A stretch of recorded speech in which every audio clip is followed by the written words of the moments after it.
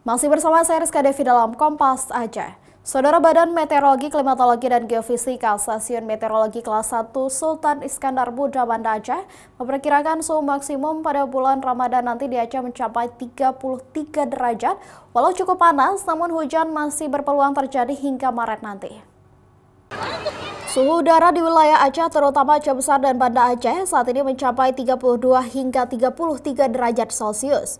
Walaupun belum memasuki musim kemarau dan masih pada transisi ke musim kemarau, namun suhu udara panas dengan suhu maksimum 33 derajat Celcius akan dirasakan warga hingga bulan Ramadan nanti atau Maret mendatang.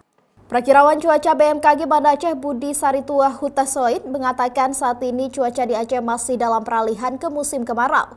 Walau suhu panas hingga 33 derajat Celcius hingga Maret nanti, namun peluang hujan masih berpotensi terjadi walaupun intensitasnya kecil.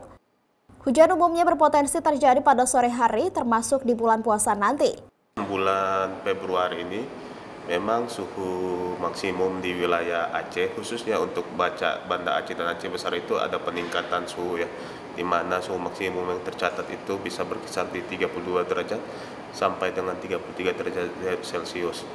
Dan ketika bulan puasa nanti diprediksi juga ini akan semakin meningkat, di mana suhu maksimum bisa mencapai 33 derajat Celcius ya, atau lebih begitu. Namun ini belum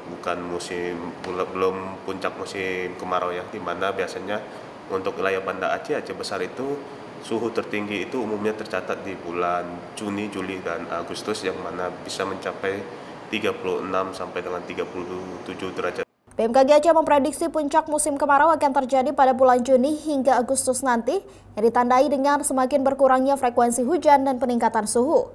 Puncak kemarau nanti, suhu udara di Aceh diperkirakan akan mencapai 36 hingga 37 derajat Celcius.